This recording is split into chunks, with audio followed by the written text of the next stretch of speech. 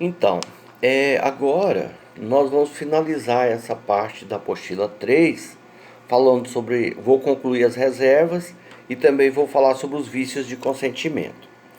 É bom lembrar que, com relação às reservas, como eu já disse no bloco anterior, as reservas elas podem ser feitas no momento da assinatura do tratado, como ela pode ser feita também posteriormente na ratificação.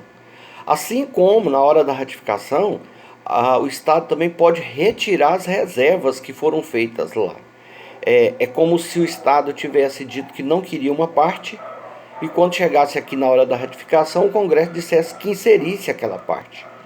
Em ambas as situações, se o abono da reserva ou o desabono da reserva ou uma nova reserva for feita no final, lá na ratificação, e não tivesse sido feita na assinatura do tratado, você tem que voltar lá e perguntar para os outros estados se os estados aceitam essas reservas, né? Porque é bom lembrar que as reservas só podem ocorrer nos tratados coletivos. Nos tratados bilaterais não existe reserva, porque são só duas pessoas, você não tem como fazer reserva num tratado bilateral. Então, nesse caso, você precisa voltar lá, se a reserva foi feita posteriormente à ratificação, e perguntar aos outros estados se os estados querem ou não. Por último, eu quero falar sobre vícios de consentimento. O vício de consentimento, como você sabe, o tratado é manifestação de vontade das partes.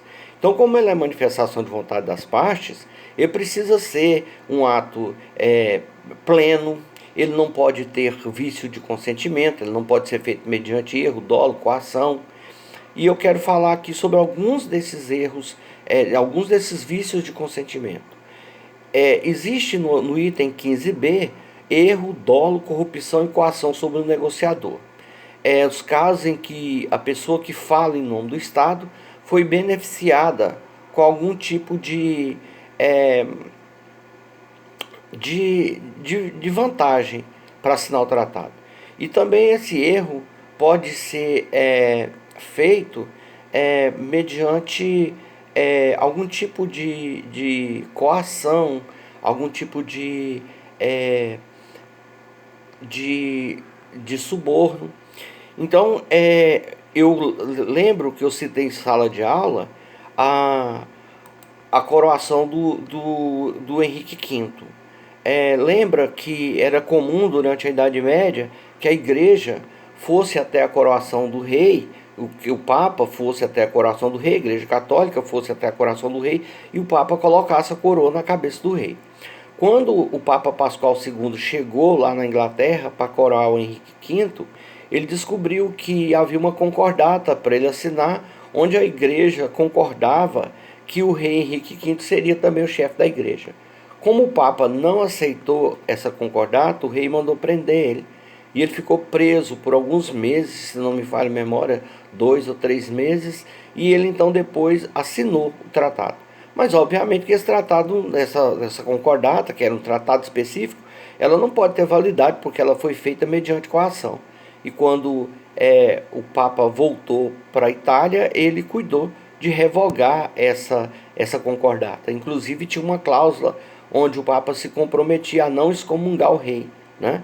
E foi a primeira coisa que ele fez quando ele chegou lá na Itália de volta, né? Além de anular a concordata, ele também excomungou o rei.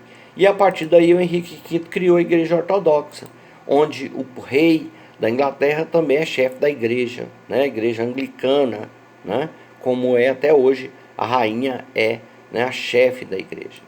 E a coação também pode ser sobre o Estado. Muitas vezes o Congresso está cercado, né?